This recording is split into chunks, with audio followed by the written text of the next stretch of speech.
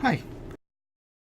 Today's session, I'd like to talk a little bit about how to look at a company's cash return policy. What I'm talking about is whether a company is paying out what it can afford to in dividends, and if you should in fact force that company to return more cash to its stockholders.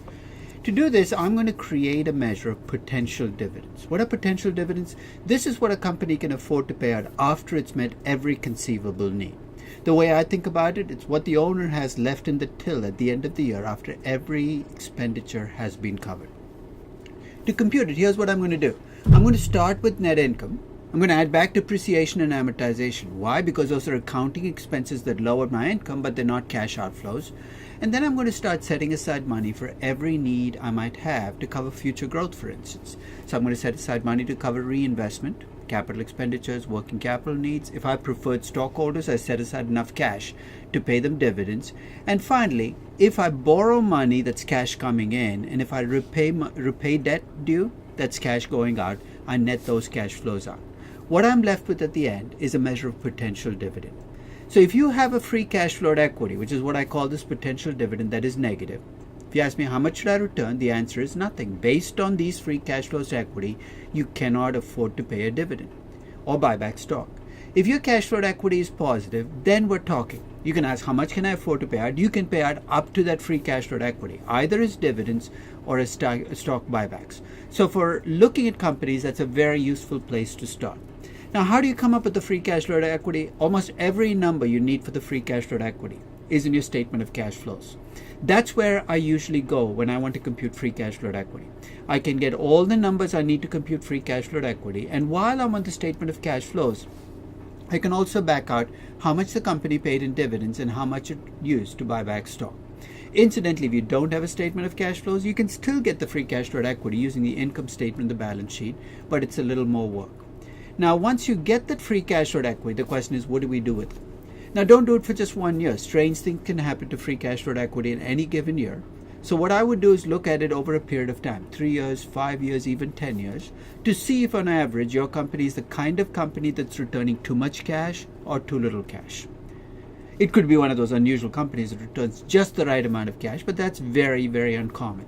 If your company is a company that is returning too little cash, it's building up a cash balance. And the question you need to ask is, do you trust the managers of this company with your cash? To make the judgment, you're going to look at the company's history. If it has a history of picking good projects and delivering good returns to its stockholders, you're likely to trust that company with your cash. If it doesn't, if it's taken bad projects and its stock has not done very well, you're fully entitled to ask for that cash back. It is your cash as a stockholder. If your company returns too much in cash, you still ask, what kind of investments does this company have? And here's why. If you have good investments, paying out too much in dividends or buying back stock will hurt you in two ways. One is the cash hole you put yourself in when you pay out too much.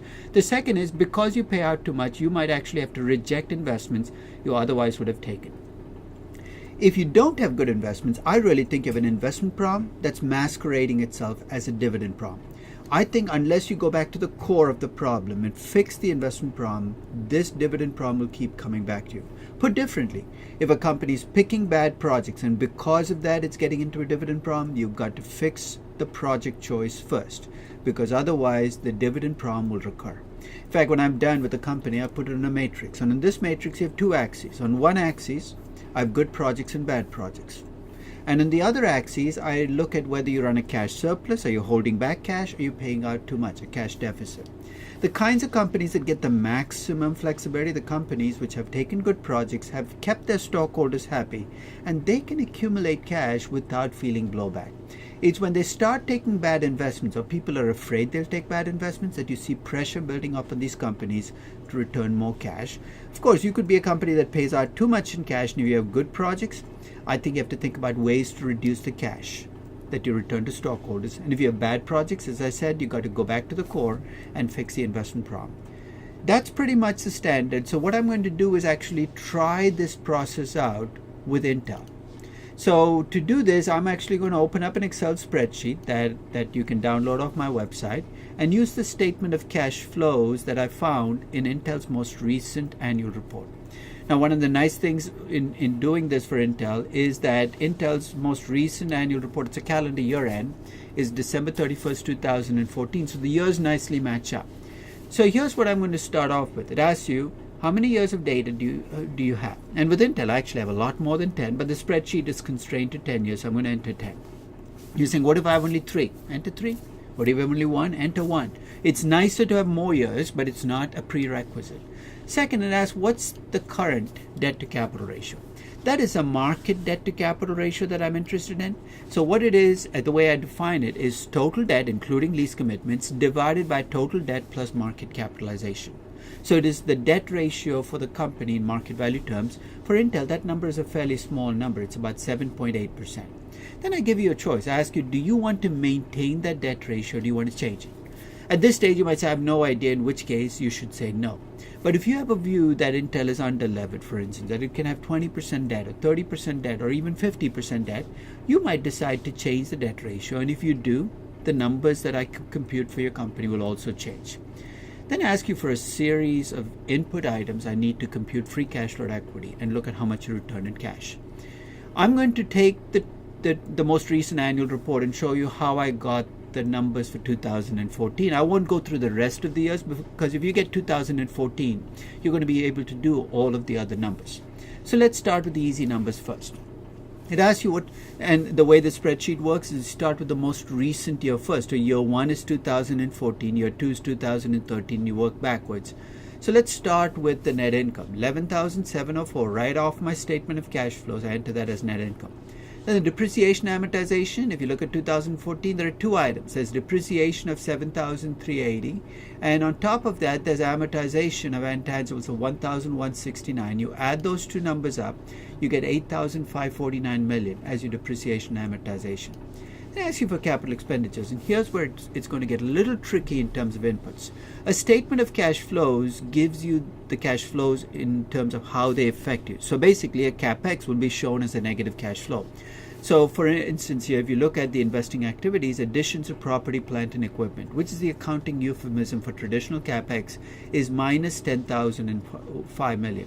Because of the way I've set up the spreadsheet, and I apologize for this, I'd like you to enter that number as an absolute number, as a positive number.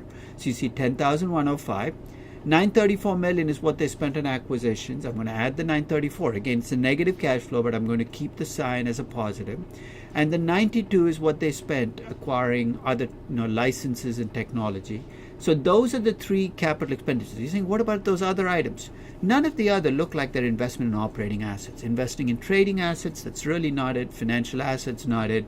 So those are the only three items. The key is I've entered them with the opposite sign as what you see in the statement of cash flows. So the total reinvestment during, or the total capex during the year is right in that column.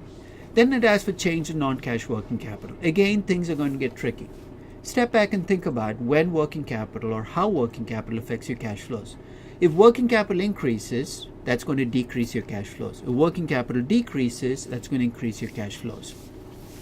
So when you see accounts receivable of minus 861 million, what Intel is telling you is that in 2014, their receivables increased by 861 million. Their inventory increased by 98 million. Again, given the way I've set up the spreadsheet, I'm going to ask you to do something tedious. Put in brackets all of those cash flows. So minus 861, minus 98, minus 249, plus 4, minus 286 are all right off the statement of cash flows. The other assets I'm not including in working capital. Put them all in brackets and put a minus in front of it. So basically what I'm doing is I'm making you reverse the sign in your statement of cash flows. Put differently, if your statement of cash flows had told me that your working capital created a negative cash flow of minus 500, I want you to enter plus 500 because I'm going to treat it that way when I do my free cash flow equity. So if you look at the working capital change for Intel in 2014, it says plus 1490. What that is basically an increase in working capital of 1490, which is going to create a negative cash flow in that year. Incidentally, if you go back to 2013, notice all the signs are positive. In that year, working capital actually decreased. So what you see is a negative number. That's a decrease in working capital in 2013. That's going to be a positive cash flow. So again, I'm reversing the sign of what's in the statement of cash flows. Let's get to the net debt. Again, think about how net debt affects your cash flows. If you repay debt, that's a cash outflow. If you take on new debt, that's a cash inflow. So if you look at the statement of cash flows and it says increase in short-term debt, it shows a positive cash flow. That basically means that you borrowed $235 million in new debt. So again, here's what I'd like you to do. Inside the brackets, leave the signs intact. The plus 235, the plus 325, which is basically some increase in debt they got because associated with the repurchase of common stock, and another minus 199, which means they paid down other financing by 199. The net number that I get of 361 million was a positive cash flow because I borrowed money, so I put a negative in front of it. I know it's incredibly confusing, but that minus 361 basically means that you borrowed $361 million net during 2014. And here's how it's going to show up in the free cash flow equity. So check your free cash flow equity, make sure that you're okay with the signs. So net income is obviously a positive. Net capex of 2.582 is a negative. That basically is the difference in capex and depreciation. That's an outflow of 2.5 billion. And then you have a change in working capital, which again, because it increased by 1490, it reduces your cash flow. Your free cash flow equity in 2014 essentially reflects those inputs. And I do this for every year. So for the 3 years, 2014, 2013, and 2012, you can use the 2014 annual report. For the early years, you got to go get the earlier annual reports, or if you have access to Capital IQ or Bloomberg or any of those bigger databases, you can download 10 years of data and just enter the numbers. So those are my 10 years of data to get free cash flow equity for Intel. Notice that the change in non-cash working capital, how often it changes signs, and how the net debt issued is sometimes a negative number, which means you borrowed money, or a positive number, which means you repaid money. So in 2013, the Intel repaid $345 million in debt. In 2012, it borrowed $5.7 billion in debt. That's going to drive my free cash flow equity each year. Now, if you stay on the same statement of cash flows, you'll find the dividends right in the financing activities. So you'll see dividends 4,409. That's what you see as the dividends in 2014. For the stock buybacks, I added two numbers: repurchase of common stock, and basically also the stock they acquired to deal with the restricted stock. So the sum of those two numbers is the buybacks. If you're not sure, just stay with the buybacks. So in 2014, collectively, Intel returned about 15 billion. So if you look at just 2014, you can see that the free cash flow equity was 7.6 billion and they returned almost 15.5 billion. But before you get too excited, that's just 1 year. I do this for 10 years, and across the 10 years, and that's what the aggregate numbers do, my net income might have been 135 billion. My dividends plus buybacks were 95 billion. And then I give you three measures of free cash flow equity. The first is the free cash flow equity that I get before my debt in and debt out. That makes the reason I do that is some people are uncomfortable about treating borrowed money as a cash inflow. So I look at what your free cash flow equity would have been without any debt inflows or outflows, and you'd have had 115 billion. Okay? If you factor in the debt inflows and outflows with the actual debt, the free cash flow equity drops to about 103 billion.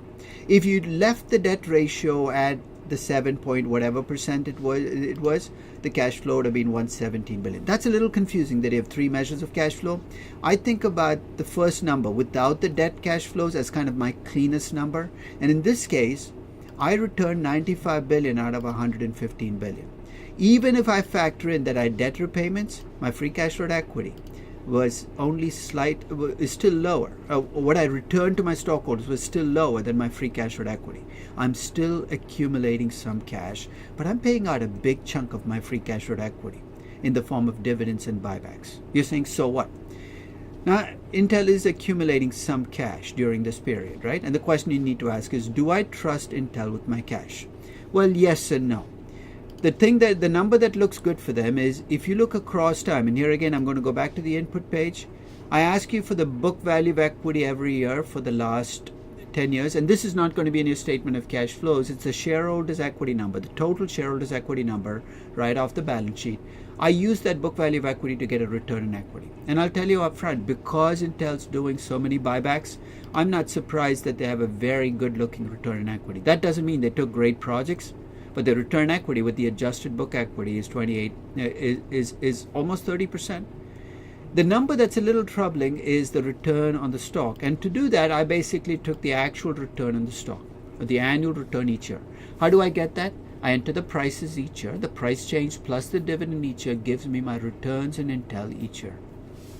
I compare that return to what the company should have made or would have been expected to make each year. See, what does that even mean? If you take, for instance, 2014, the risk-free rate for a short-term risk-free rate, because I'm looking at an annualized expected return, would have been 0.05%. The market actually made 13.48%. The beta for the stock is 1.23, and if you bring those three numbers together, you can get an expected return in that year. Risk-free rate plus beta times risk premium. Risk premium is the return on the market minus the T-bill rate. And I do that for every year. That's my expected return or required return. And based on Intel's beta and what the market actually did over these 10 years, Intel should have earned more than 11%. It actually made only 8.29%. Sum total, here's what I have.